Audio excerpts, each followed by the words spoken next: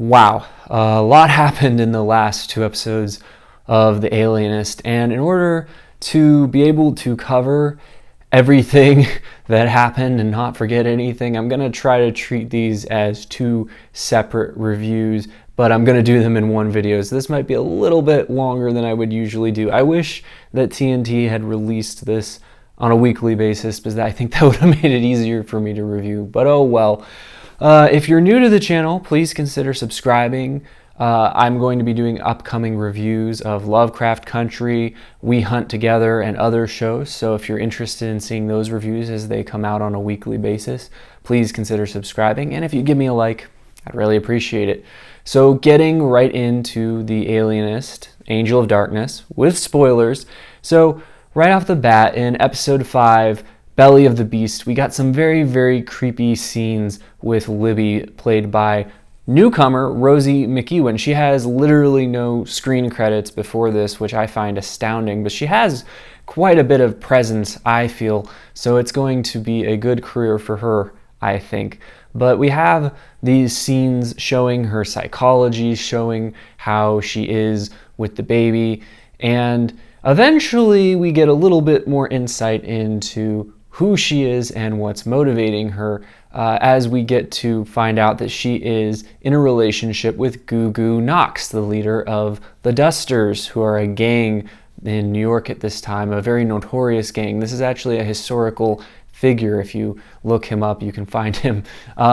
And of course, last episode we saw the burgeoning romance between Bitsy and Lucius, which I find quite charming. And this episode, we only got a brief interaction between the two, but I think most of us are glad that Bitsy is still with us. Although it's hard to say if anybody is safe in this show, or if by the season's end there will be a few fatalities, to say the least. And in this type of show, people in love are usually very, very good targets, so don't get too attached. This episode, right off the bat, we got to see a scene with Burns, who's really been driving me nuts this season. I guess the theme of this season has been how men silence women and how they treat them abominably, and we got some small examples of this in the scene where the man stuck his hand on the woman's head in the precinct, telling her to keep looking, and just being very, very aggressive with her in a way that you wouldn't see someone be with a man. And I've struggle to believe that someone would act this way because I've never personally experienced it, but it's pretty abysmal. We got in this scene, though, between Burns and Dr. Marco, we got to see a little bit of Burns's moral compass come out as he told Marco, if you did anything to these babies, then I'll come after you myself, which was a rare moment of moral clarity from this character. So far this season, he's been basically just a lapdog for Hearst, and we got to see a little bit more of that near the end of this episode. Hearst is getting tired of John's constantly gallivanting around with Sarah, and why did John have to date his daughter? Why did he have to become her fiance? Of all the people that he could have arranged a marriage with, I think this is going to come back to haunt him, because I doubt very much that William Randolph Hearst is going to take it very well if John tries to break things off. He's already looking for leverage so that he can put John in his place. This episode, we got to see a little bit more of the relationship between Laszlo and Karen Stratton, played by Lara Pulver, develop. I think that I initially had some suspicions about her. Maybe I shouldn't, but I'm putting them aside for now because I think that it's obvious that she's interested in him more romantically, and it seems as though for the moment he doesn't quite see her that way. His lack of insight into women, as he talks about in this conversation, is blocking him as he tries to track down Libby, so he's looking for her added insight. And I liked the way Karen played this scene. She had the right note of bemused and also kind of a little bit disgruntled that he doesn't recognize her true interest. He points out that the setting that they're in is a very intimate setting, but doesn't seem to recognize that she's viewing this perhaps as a date. But Laszlo is not very good with people. He's more likely to speak in aphorisms than he is to actually engage in a conversation, and that proved true at multiple points in this episode. This episode, we also got to see a little bit more of Joanna, played by Brittany Marie Batchelder, and we got to see how this character, who is obviously a very, very good woman who wants to assist John and Sarah as they investigate Libby and try to save this baby's life, we got to see some of the realities of the time that she would have faced as William Randolph Hearst's reaction when she comes in to the restaurant to grab John. Even though it's an emergency, obviously, the indignity of having a black woman in this restaurant is just too much for him. And I think this is honestly what set him off on John, although this has been building for a long time. And obviously this would have been easily misinterpreted. People could have easily thought that John was in a relationship with this woman or that she was his mistress. I don't think that the morals of the time would have really expected a white man to be hanging out with a black woman like Joanna in a career setting. So this definitely could have been cause for scandal and cause for them to be reported in the papers. But you really just question, why would John be with William Randolph Hearst's daughter, as he's continually demeaned in this relationship? And I would not want William Randolph Hearst for a father-in-law, to say the least. But the biggest developments this episode were that Sarah came to the rescue, and after a bizarre sex scene between Libby and Gugu Knox, which showed his bizarre fetish, he clearly has a little bit of a hang-up on motherhood, she is able to rescue the baby from Libby in this chilling scene that had a lot of horror overtones. The lighting this episode, and particularly in this scene, was very, very dark and dimly lit, and it was very hard to see what was going on a lot of the time. I have my settings on my television perfect, so it's not that. This show is just very intentionally dimly lit, which makes it hard to figure out what's going on a lot of the time. And this was a very tense scene, and as I said, it gave off a lot of horror ambiance and vibes. And I liked the way that they did this because it empowered Sarah. It showed her, doing what was necessary to save this child's life. And Laszlo very fittingly congratulated her for being the one who saved this Spanish ambassador's child, because it wouldn't have happened with her. And I completely, wholeheartedly assent to that. But I appreciated that she didn't try to do it alone. It wasn't some heavy-handed feminist message, which I'm not against feminism, I'm just against heavy-handed feminist messages. And they managed to have, she sent for help. She sent Joanna to get John, but then she went in to try and rescue the baby on her own because she knew that the baby's life was in danger. So this is, to me, a very, very strong pro-woman message. It shows how women are being disenfranchised in this society, and that doesn't even allow them to vote, and the miscarriages of justice against women that we've seen this season, and just all the subtle ways that they are undervalued and underappreciated that we've seen. But at the same time, it hasn't demeaned the men or devalued them in order to do it, because we still see that Sarah values John. And that John had a very poignant scene with Sarah this episode where he opened up to her and apologized and was willing to show weakness. And this is something that men are so often afraid to do. And I think the show is trying to make the point that being a strong man means admitting weakness. It means being open about your feelings. And John's openness shows a growth on his part. And of course, we have a love scene between him and Sarah as a result. So he played that card very well. As I said, this is not going to go well because William Randolph Hearst already was looking for ways to get at John. And if John breaks it off with his daughter because of his rekindled relationship with Sarah, this is not going to go well for John. this is as good a time as any to segue into the second episode, Memento Mori, which is the 6th episode that they've released so far of the second season.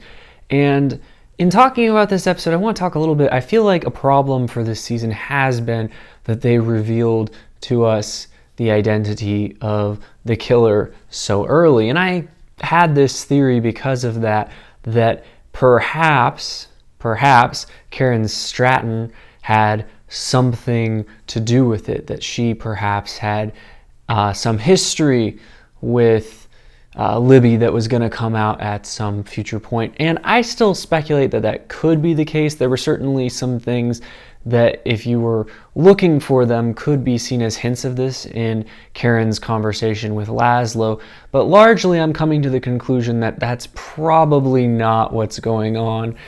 And because of that, I think that the series lacks a little bit of tension. Now, the last 2 episodes were pretty interesting, but the problem is that typically episodes 4 and 5 would have been the conclusion of a season of The Alienist. But now we're still investigating, and obviously this episode sets things up for greater tension with the kidnapping of the Vanderbilt baby, which, obviously they use as an excuse to pull Cornelius Vanderbilt, the famous American business magnate, into the show. I don't believe any of his relatives were ever kidnapped. I think that this is just a fiction being created for the show, but I did do some digging and I didn't find anything about it. If you know something I don't, let me know in the comments.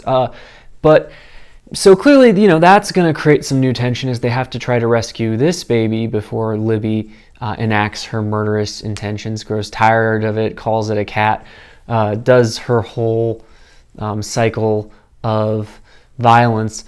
But at this point in the story, we know who Libby is. We've had her confront Sarah already. Sarah tried to shoot her. So there's a lot of tension that has dissipated as a result of this. Now, Hitchcock often talked about how, there's 2 types of tension. There's the type of tension where a bunch of people are in a room and a bomb goes off and you're surprised, but you didn't really have tension because you didn't know that the bomb was going to go off. And then there's the type of tension where you see someone walk into a room with a briefcase and you know that there's a bomb in the briefcase, and then you're waiting for the bomb to go off. And that's a different kind of tension.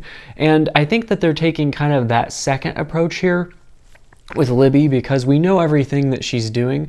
So there's not that waiting for her to shockingly do things tension that would fit the first approach, but we do have this tension deriving from the fact that we know what she's up to and we're concerned by it. Obviously, there were scenes in both episodes with her in the park that were very tense as we saw her watching children and waiting for her opportunity to strike and kidnap them. And I do like that we get to see this performance by the actress playing Libby. I think it's a wonderful showcase for her talents, and I see a bright future for her, as I said previously. But I do feel that it has sapped a lot of the tension from this season. And it's also created this problem for the season in that Sarah is really the lead this season, which means that a show called The Alienist has really relegated the alienist to a supporting role in his own show, theoretically. And now this episode tries to get back to him by supplying him some motivation to track down the killer by having this accusation of negligence at his school after one of his pupils tries to kill himself, or that is at least what appears to have occurred, although, obviously we had Houdini show up and the student claimed that he was trying to reenact Houdini's trick, so who knows. But this, it doesn't quite work because we didn't really build up to this moment that much with Laszlo's pupil, so it wasn't that shocking when it happened. And really, Laszlo's been so out of focus, so on the periphery this season, that to suddenly try to loop him back in a major way and say, well, he has to solve the case now, because if he doesn't, he's going to lose his ability to practice as an alienist. And Dr. Marcoux, who is the one leading the investigation, talk about a conflict of interest, will possibly keep him from running this school in the future. So he has to solve the case in order to retrieve his reputation. And kudos to Sarah, who, as I said, this is really her show at this point, but she does a marvelous job negotiating with Vanderbilt in this episode, and it was funny to watch her scheme to ruin her reputation backfire wildly as he accidentally draws attention to her, which leads her to be given this opportunity. And now she's been placed above Burns on the case, who does not take well to this at all and is pretty upset actually at the idea that Sarah is going to be placed over him. But this whole thing kind of suspends. You have to suspend a lot of disbelief to buy it, because I sincerely doubt that Vanderbilt would place this young woman over a seasoned ex-police commissioner in this case, because her grand contributions so far, while we as the viewer know that she's a very bright and intelligent young woman and that she has great investigative abilities, from the outside onlooker's perspective, she really hasn't done that much. And Vanderbilt's rationale for putting her over Burns is that she figured out that there was a secret lair next door where Libby was keeping all these mementos of her killings, and they found the information that she was storing about the Vanderbilt child, which led them to realize what she was about to do prior to her doing it. But really, she just stumbled upon this. Like, it's next door to the place where the police were looking. It's not really brilliant detective work on her part in any real sense. It's more stupefying how incompetent the New York Police Department is not to have found this first. So once again, I feel like there's a little bit of suspension of disbelief with Sarah's ability to be placed in these positions of authority in this time in history. I'm not saying that she doesn't deserve to be. I'm saying that it's just hard to believe that she would be. Again, it's interesting that I liked the conversation that they had with John and Laszlo and Sarah, where they discussed the truth behind Libby's lies and how she talked about her father committing suicide, and that she bonded with Sarah over this and talked about how he had jumped off a bridge, which was a very big clue and something that Libby should perhaps have kept to herself, except that she actually probably felt a sincere connection to Sarah. And in that sense, Libby is a great villain, because we can understand, to some extent, even though she's crazy, we can see that she's a victim and we can understand why she is the way that she is. I'm a little bit confused why Gugu is going Gugu for her, but he apparently finds her very charming. Obviously, the actress is very, very attractive, so it's understandable from that perspective, but he's literally helping her hold on to kidnapped babies. And granted, he's very, very much a criminal and probably doesn't care about anything or anyone but his own interests, but surely he has to know that her kidnapping these babies, especially from wealthy families, is going to cause problems for him in the long run, and I'm surprised he would go along with that. So again, this was a little bit more of a setting up episode. They kind of, because of the decisions they made in episodes 4 and 5, had to reestablish the stakes and try to reinvigorate the story. I did a little bit of digging and found out that they capture Libby pretty early in the novel, and a lot of this is just her taking place in a courtroom where they're trying to prove her guilt but are struggling to do so. So I'm glad that they didn't go in that direction. I feel like turning this into a courtroom drama would have really, really sapped a lot of the energy from it, but that puts them in an altogether more challenging position. And last thing I want to bring up, I did mention that Karen Stratton, in her conversation with Laszlo, I saw some things that could be indicative that she had some influence on Libby. Now, I'm guessing this probably isn't what's going on, but she talks about how the absence of wonder would be more likely to inspire someone to try to kill themselves, as the child at the orphanage that Laszlo was taking care of tried to do. And Laszlo is blaming himself for allowing this child these flights of fancy that ultimately led him to try to commit this act, and she says you tried to help him and you couldn't have known better. So to me, if you were inferring an awful lot, you could infer that she had tried to help Libby in a similar fashion at some time in the past, if she had treated her perhaps, or if she was, I don't think this is what's going on, but perhaps she was in some way related to her, perhaps she's her mother, who knows, and was unable to help her and actually set her out on this path, on this fantasy, in her attempts to help her have wonder, to deal with her challenging circumstances and with her father's suicide. So those are the things that stood out to me this episode. Obviously, we got a little bit more insight into Violet Hayward, who is her illegitimate daughter. I didn't pick up on that until this point. And that was obviously introduced to make us feel bad for her, that she's never had a place in society, and that John's cheating on her, how that's going to affect her. But it's going to be interesting to see how this season resolves. I'm glad that we are going to get that resolution next week, and I'm really looking forward to how it ends up. Let me know what you thought of this episode and the previous episode in the comment section. If you're interested in seeing more videos like this one, please consider subscribing to the channel. And as always, you can watch more videos right now.